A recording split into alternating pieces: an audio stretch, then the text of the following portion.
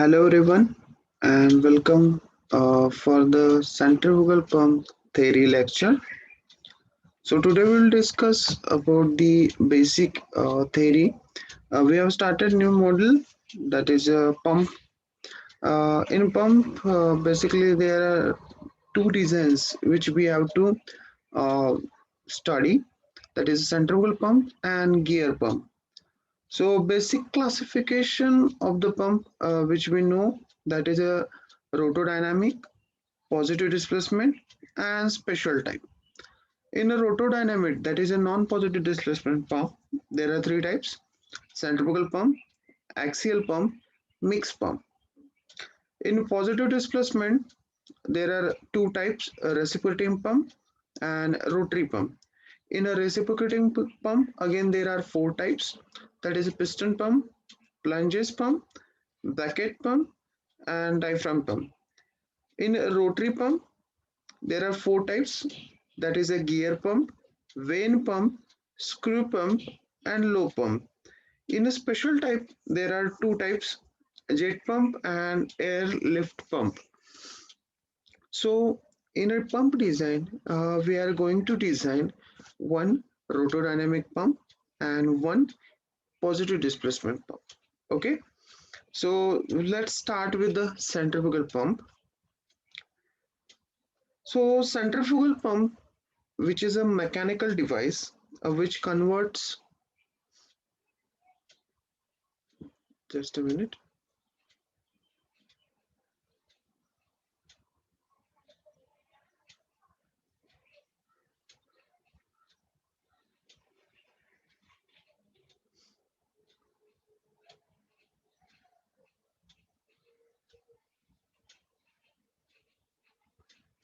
Okay, a mechanical device which converts the mechanical energy into the hydraulic energy. It is then a hydraulic machine which can be driven by the electrical motor, and it can lifting or transporting liquid from lower level to higher level. Centrifugal normally, or this can be occurred when the shaft is rotating by means of centrifugal force. Because of that, the flowing fluid, the because of that, the rotation of the shaft in a centrifugal force, the pressure inside the liquid get increased, and because of that, the water can reach the particular head. The centrifugal action of the pump creates a vacuum at the inlet of the pump, which lifts the liquid from the lower level to the higher level, and this liquid floats in a radial direction towards the outlet, which is shown in figure.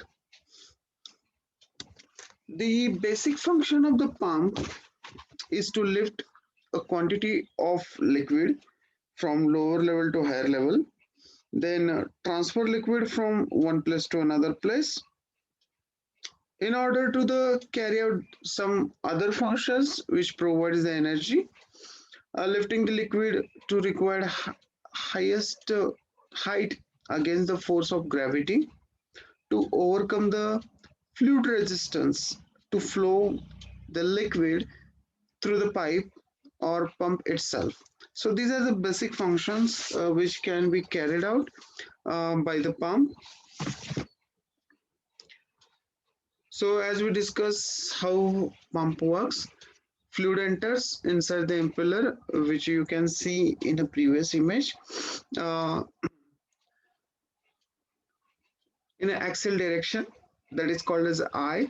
Then the centrifugal action or force continues radially, the discharge around the entire circumference. The fluid is passing, then fluid in passage through the impeller receives energy from the vents, uh, which gives an increase of pressure and velocity. Uh, this increment of pressure and velocity is mostly dependent upon the vane angle and that is also we can say a velocity diagram. Okay, so that's why we need a very important to understand velocity diagram very properly, so that this pressure and velocity we can maintain or we can design based on that diagram only. Then the kinetic energy of the discharging fluid is partly converted into the pressure energy, and suitable design of the impeller vents and wallet casing will convert the whole pressure into the proper discharge. So in figure, important components of the centrifugal pump is shown: discharge line, vents, suction, impeller, wallet casing. Okay, so basic components. Now centrifugal has two main component: rotational component and stationary component. What are the rotational component? Impeller and shaft. Stationary component: wallet casing, casing cover, and bearings.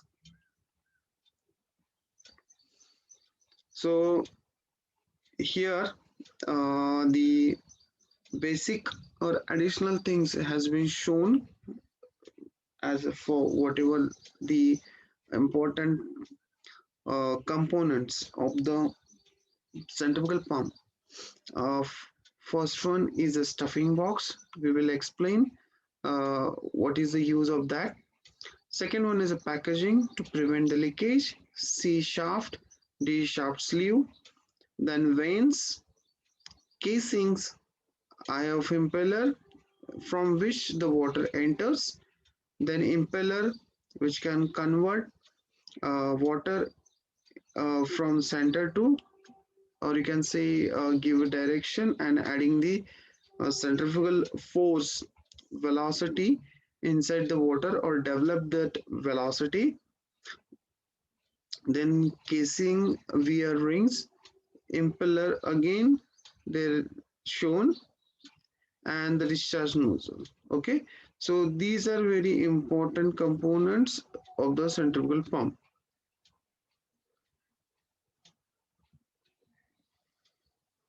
Again, practically how it look like, it is shown over here. Just a minute.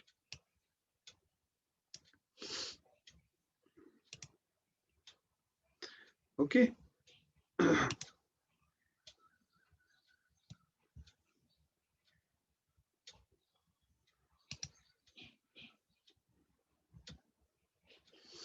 Now next, we will discuss parts one by one. Impeller. So the impeller serves to convert the mechanical energy of a pump into the velocity energy, then the speed of the fluid which is pumped continuously,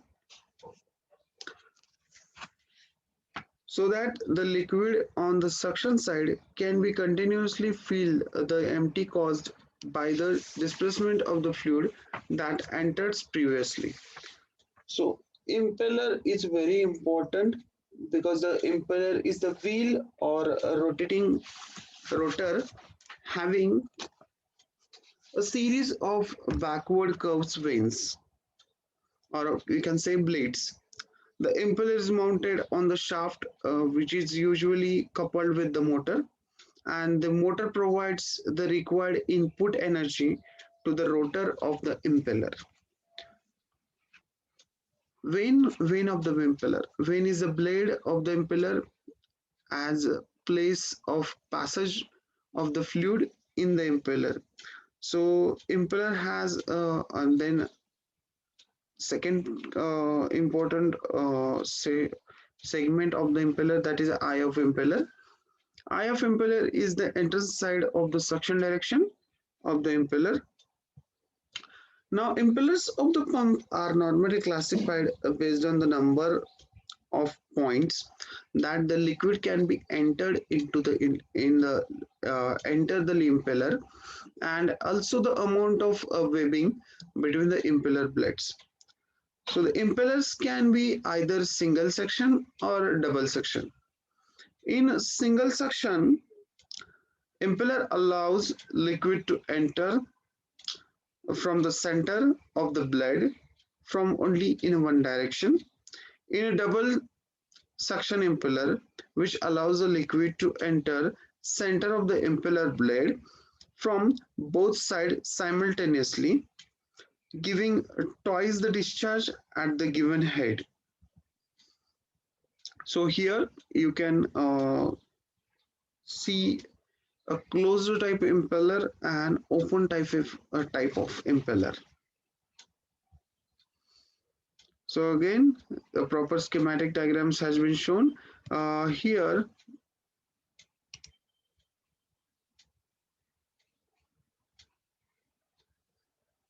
Just a minute. Look at the here. You can see a single type of single input. So only from this direction the input is given, and when double suction is there, the both side we can allow the water to be entered. Okay, so here again in large view of both, this is a double suction and this is a single suction. Okay, so in such manner it can be occurred.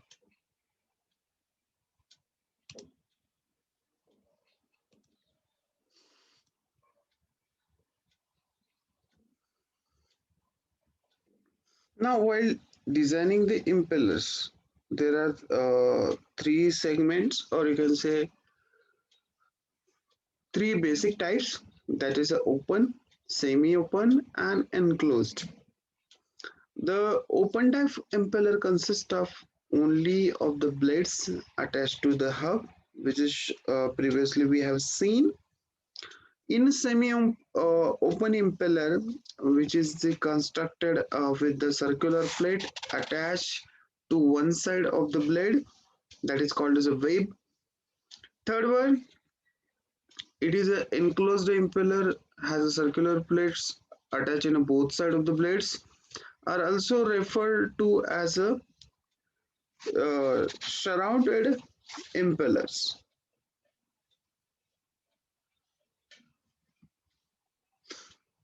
So you can see a different type of impellers: open type, semi-open type and shrouded type. So here uh, as the actual images are also shown in figure number 1, and the various designs are available, which is shown in a side by side. Okay, so few lobe type, then open type with the different cross sections with the different aspects. Okay, let's see next one. So open, semi-open and closed. As we discuss, when vanes are attached on the hub, there is no shroud to support, or you can say there is no plate, any other plate to support the vanes. These are a good design for the pumping string materials such as a paper stock. So the application of the open type of impeller is pumping the what you can say slurry type of paper stock.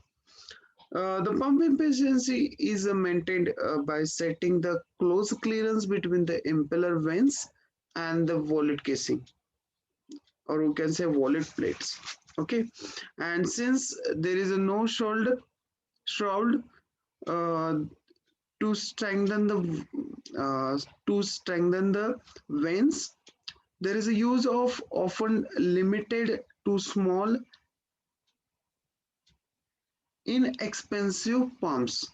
So it has a very limited scope for work, because the impellers are not connected with the what you can say shroud, so, or you can say a plate, so that the strength of the impeller vanes are very low as compared with the semi open type and closed type. So the application is very limited. Now next one, semi-open type of design. The vents are attached to the hub with the shroud on the one side of the impeller. The pump efficiency is maintained by setting a close clearance between the vents and the volute, or you can say backplate. So some of these semi-open impellers have pump out vents on the back of the shroud that reduces the pressure on the back of the shroud and prevent the foreign matter from the loading in the back of the impeller, interfering with this operation. So about such, we can say it is improved version of the open type, which gives some strengthening by applying the shroud in one side, so that it can reduces to entering the foreign particle uh, inside the back direction of the impeller, which can further be make damage to the mechanism. So in this design, the vanes are attached to the hub with the shroud on either side of the impeller.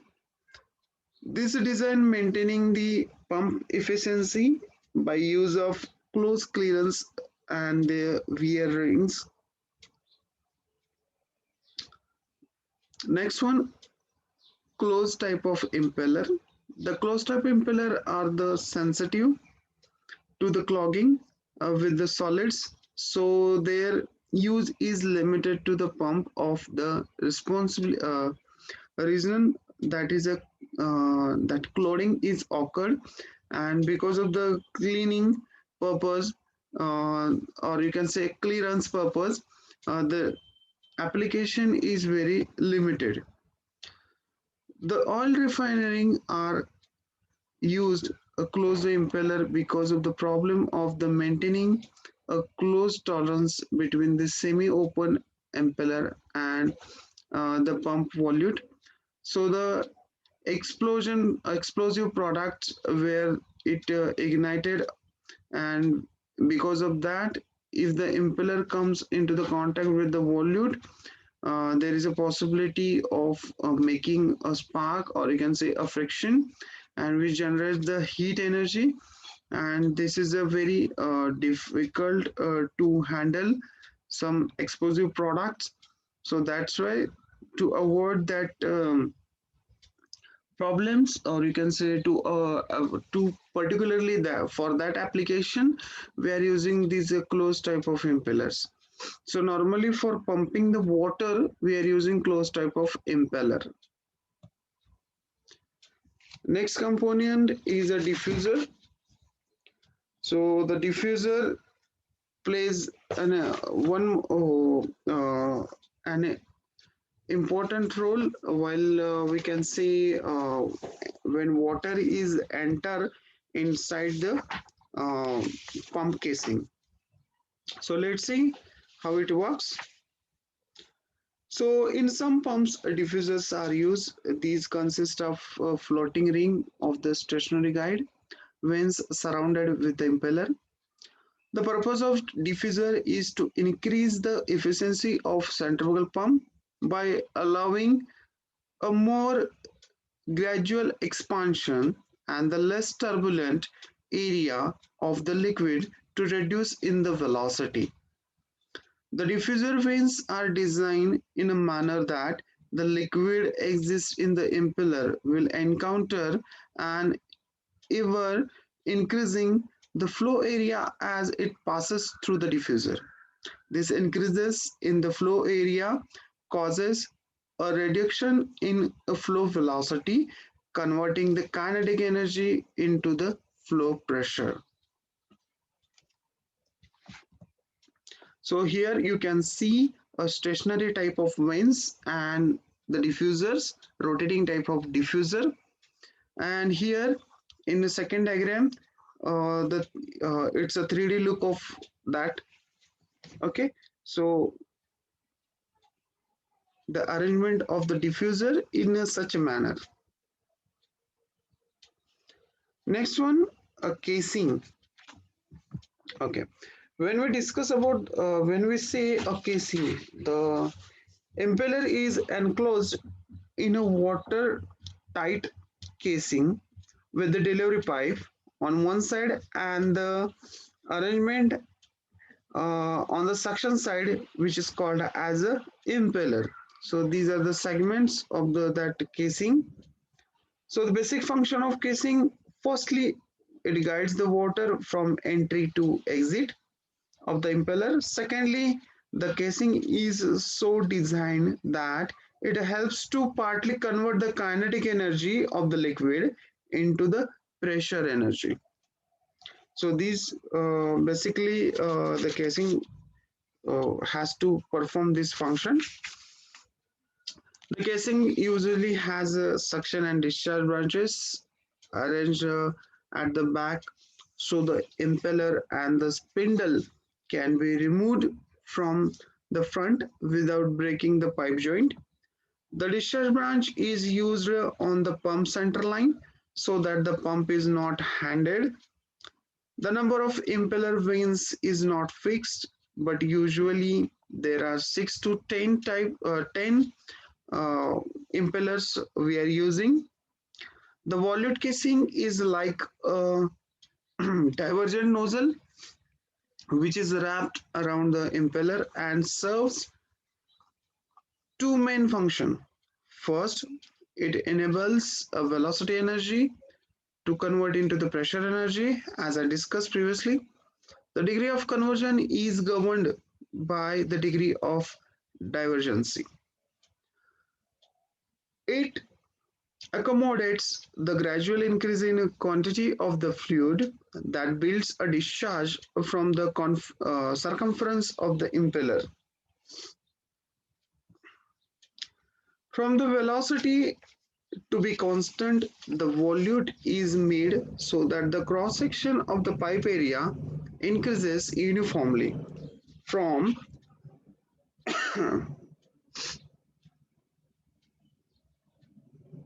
from the cutwater to the throat, with the impeller having six vanes, that the cross-section area of the volute at the first vane will be one-sixth of the throat area, as on vane is pumping one-sixth of the water quantity.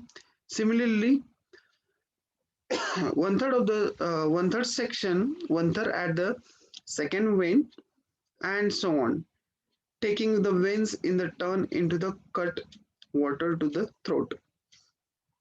So normally, when we consider the different type of casings, the wallet and vortex, these are the two type of casings we are generally used for design purpose. So based on the application, we are referring a proper type of casing.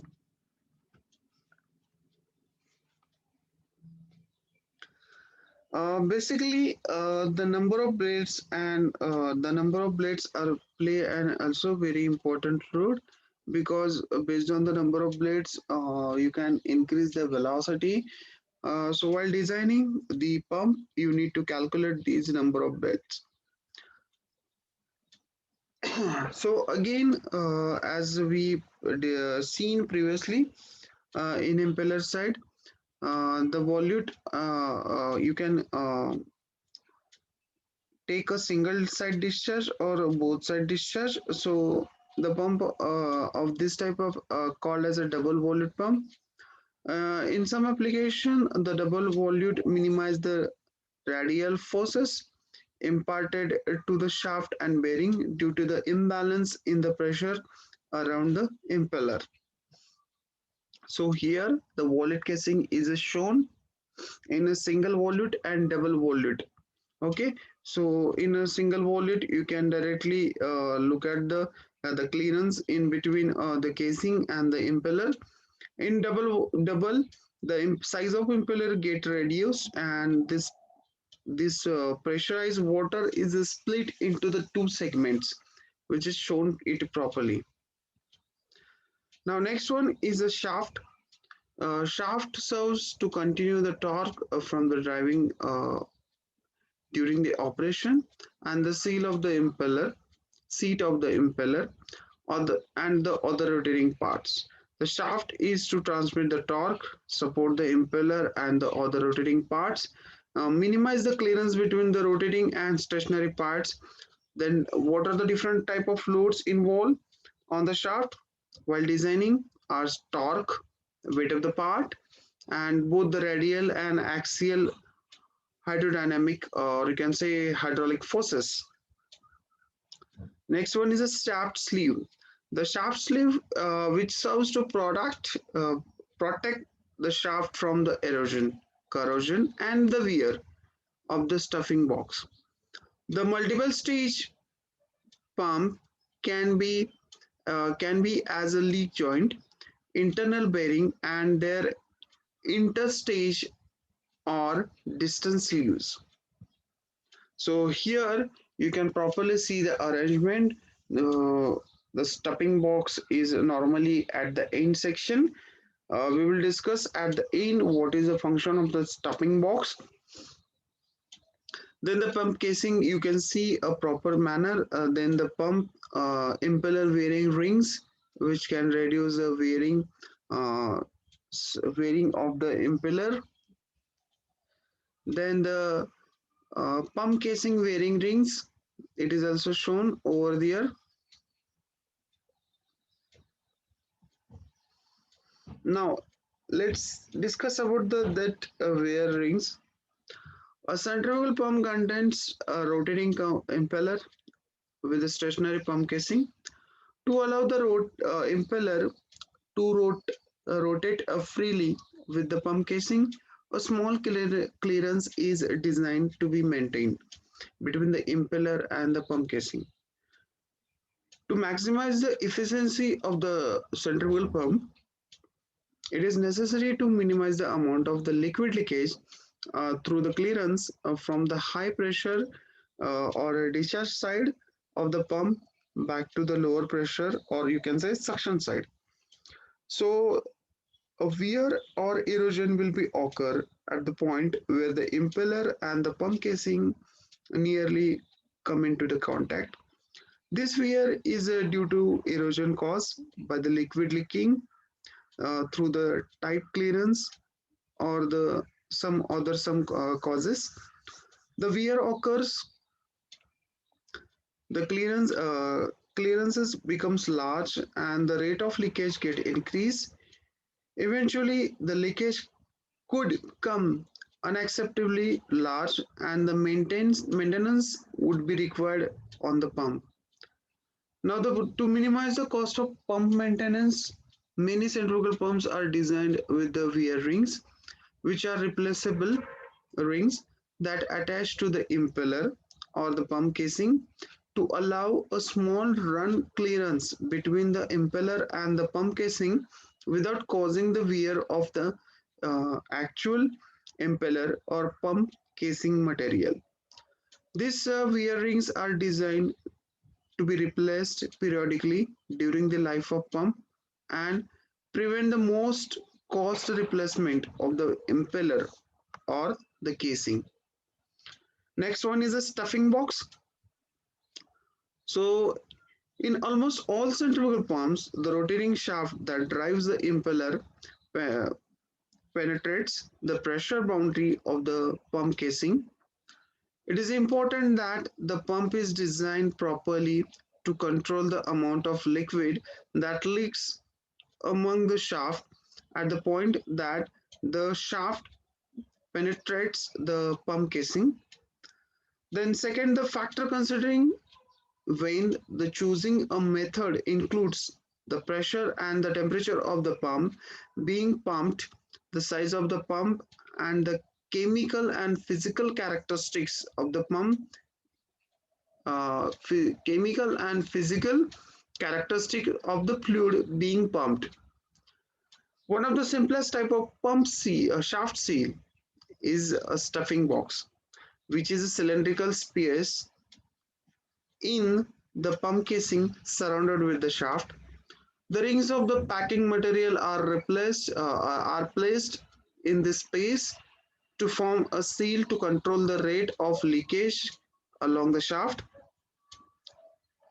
The packing rings are held in the place by a gland, which is in turn held in a place by stud with the adjustable nuts. As the adjustable nuts are tightened, the move the gland in the compress the packing.